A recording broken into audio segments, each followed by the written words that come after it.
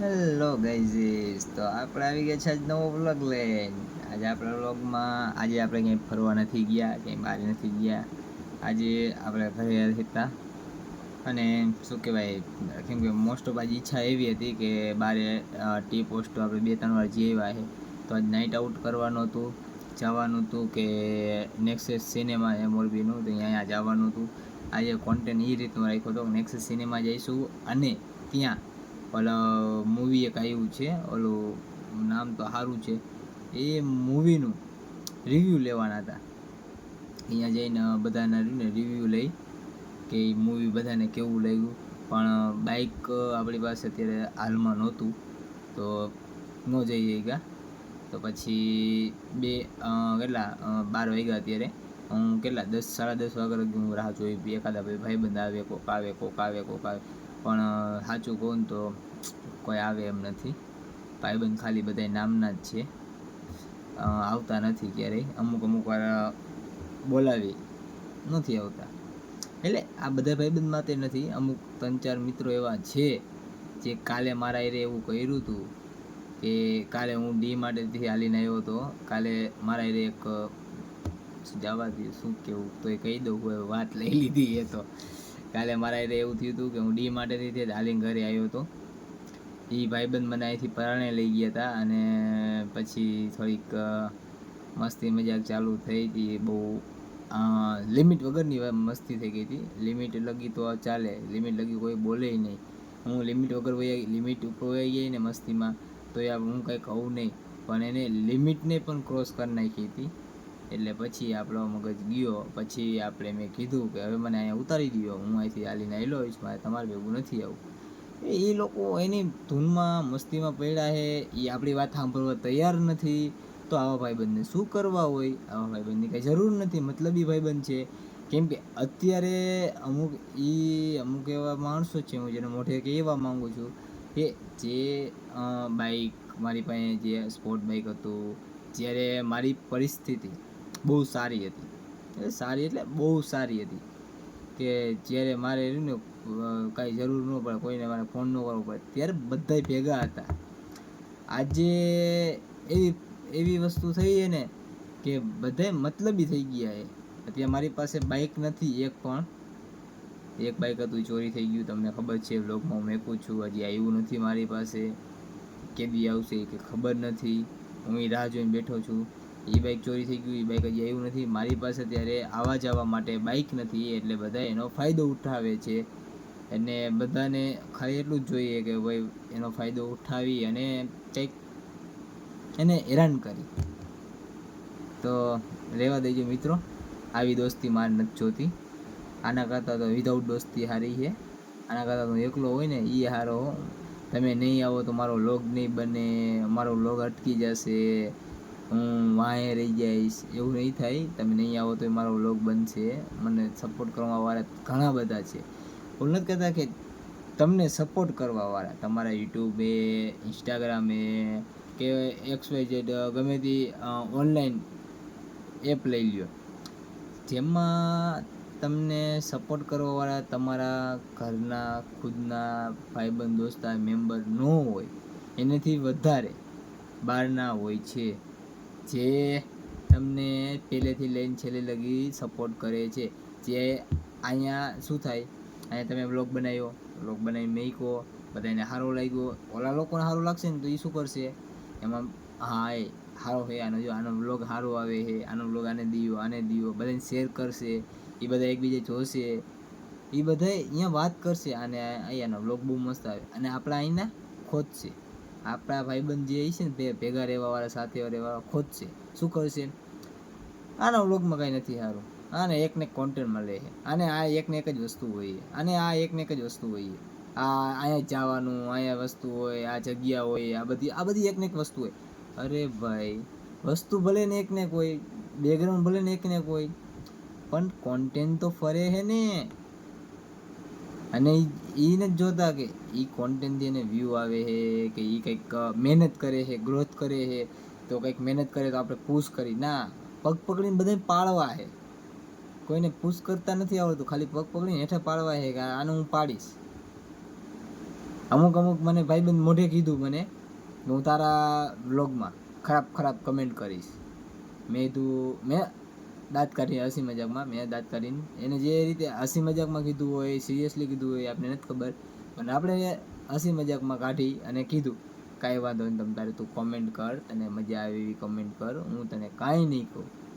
પણ એક ટાઈમ એવો આવશે ને કે આ કમેન્ટ તને ભારી પડશે, જોજે. તો ગાઈસ, તો આપણે આવી જાય છે નવા વ્લોગમાં. આજે આપણે વ્લોગમાં અરુણ મિશ્રા સર કોણ છે, શું છે, એની વિશે થોડીક ચર્ચા કરશું. અરુણ મિશ્રા સર મોરબી ગુજરાત પોલીસના શું કે પીએસઆઈ એ આપણે મોરબી પોલીસના, અને હું એમનો ફેન છું, જાણે કે બિગ ફેન, જે માનો એ આપણે ફેન છે. બિગ ફેનમાં માનો તો ભલે, નોર્મલ ફેનમાં માનો તો ભલે, પણ ફેન તો છીએ જ. અરુણ મિશ્રા સરે એક મૂવી કર્યું છે, જે કોઈને ન ખબર હોય તો હું કહી દઉં, ઉદયપુર ફાઇલ્સ. મેં નહીં હોય ને તો ઉદયપુર ફાઇલ્સ 3-4 વાર જોઈ નાખ્યું, 5 વાર જોઈ નાખ્યું છે સમથિંગ. મેં 5 વાર જોઈ નાખ્યું, 4 થી 5 વાર. મને બધી વાર મજા આવી. અને અરુણ સરની જે એન્ટ્રી પડે છે, આહા લાજવાબ સર, બહુ મસ્ત એન્ટ્રી પડે છે તમારી. અને એ મૂવી મેં 4 થી 5 વાર જોયું, મને મજા આવી. પછી હું ઇન્સ્ટામાં આવ્યો, ઇન્સ્ટામાં સરને સર્ચ કર્યા કે સર જો એ ઇન્સ્ટામાં મળી જાય તો મારે કેવું થયું, 1-2 વાર સર્ચ કર્યું, ન આવ્યું. પછી એ જ મેં તો મારામાં કંઈક પ્રોબ્લેમ હશે, તો મેં ભાઈબંધના મોબાઈલમાં સર્ચ કર્યું તો એનામાં આવ્યું. પછી એનામાંથી અરુણ સરની આઈડી, મિશ્રા સરની આઈડી મારામાં ટ્રાન્સફર કરી. પછી મારામાં ટ્રાન્સફર કરીને એમાંથી મેં બધા વિડીયો જોયા સરના બહુ મસ્ત વિડીયો છે. એકવાર મને એમ થઈ ગયું કે આમ કંઈક વાર થયું ને કે એકવાર તો સર આવી રહ્યું ને યુટ્યુબ મારીને વ્લોગ બનાવી નાખો, એક કોલેબ કરી નાખો સર આવી. સર એમ કહે ને કે આવી જા રોય, આવી જા, તારી જા હતી તું આવી જાય, તારો કોલેબ કરી નાખી. બસ આપણે એ જ જોઈએ. એકવાર સર આમાં ઇન્સ્ટામાં કંઈક 55K કંઈક સમથિંગ ફોલોવર્સ છે. તો એ મેં આજે જોયું. પછી એક મોરબીમાં એક નાનું એવું શૂટ કર્યું છે, અરુણ મિશ્રા સરે એક નાનું એવું શૂટ કર્યું હતું મણિ મંદિર આગળ. તો એ શૂટ રહ્યું ને મને બહુ ગમ્યું. મેં 20 થી 25 વાર જોયું તો એ મનનો પરાણું.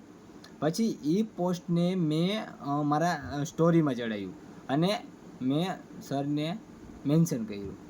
સરે મેન્શન કર્યું તો સરે એક્સેપ્ટ કરીને સરે એ સ્ટોરી ચડાવી. આજે આખો દિવસ મેં નહીં હોય ને તો એ સ્ટોરી 20 થી 25 વાર 30 વાર જોઈ છે. વધારે વાર જોઈએ તો નહીં, મેં એટલી વાર સ્ટોરી જોઈ. સર સરનું આમ લુક જોઈ ને તો આમ દબંગ જુઓ. આપણે અજય દેવગન જે દબંગ તો સલમાનનું હતું, શું કે સિંઘમ, અજય દેવગનનું જે સિંઘમ મૂવી હતું ને, એકદમ એવો જ લુક સાહેબનો. બોડી જીમ બીમ કરેલું છે, બોડી એવી છે. અરે અરુણ સર, આઈ એમ બિગ ફેન.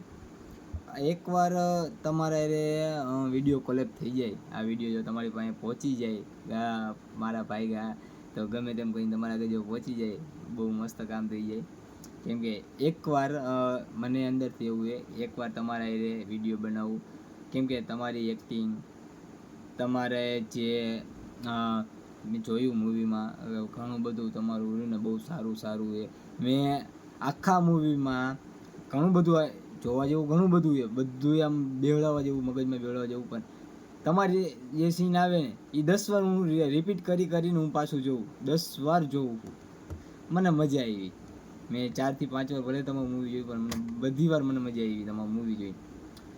તો અરુણ સર, એકવાર દિલ સે થેન્ક યુ. તમે આવું મસ્ત મૂવી બનાવ્યું છે. તમે અમારા મોરબીમાં આઈપીએસ તરીકે આવ્યા છો, પીએસઆઈ તરીકે આવ્યા છો. થોડીક શું કહેવાય, મારી સ્ટડીમાં થોડીક 19-20નો ફરક કરીએ છે, એટલે થોડીક ભૂલચૂક માફ કરજો. પીએસઆઈ તરીકે તમે આવ્યા છો તો તમારું બધાનું શું કહેવાય, હું તમારું સ્વાગત કરું છું. એટલે બહુ મજા આવે છે તમારા વિડીયો જોઈને. મને એવું થાય કે હું એક દી તમારી જેમ કોન્ટેન્ટ, હું તમારી એટલો તો ન બની શકું, કે તમે તો મૂવી પણ કરી શકો છો. મૂવી અત્યારે તમને ઓફર પણ આવે છે. મને તો હું તો હજી એક નાનો એવો હજી 1-2 મહિના થયા ને કોન્ટેન્ટ ક્રિએટર હોઉં, તો 1-2 મહિનાથી કોન્ટેન્ટ ક્રિએટર બનાવવું. તો એક ટાઈમ એવો આવશે કે જેથી હું તમને મળીશ, અને એ ટાઈમ જાજો દૂર નથી. કેમ કે નથી કહેતા કે કિસી ચીज़ को પૂરે શિદ્દત से ચાહો તો પૂરી કાયનાત ઉસે મિલાને में जुड़ जाती है.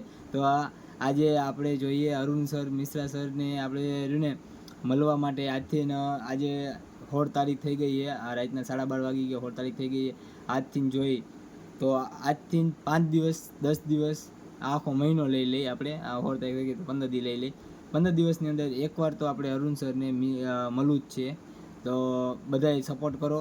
બધાએ સપોર્ટ કરશો તો ને ફટોફટ અરુણ સરને હું મળી લઈશ.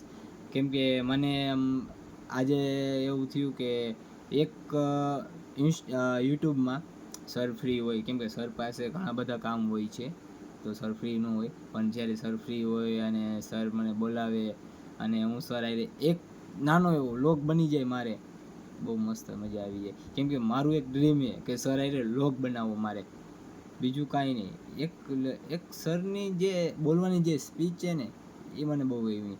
સર જે માહિતી આપે છે એ બધી સાચી માહિતી છે, અને બધી સર રહ્યું ને આપણા માટે જ કહે છે, પણ બહુ મસ્ત માહિતી આપે છે.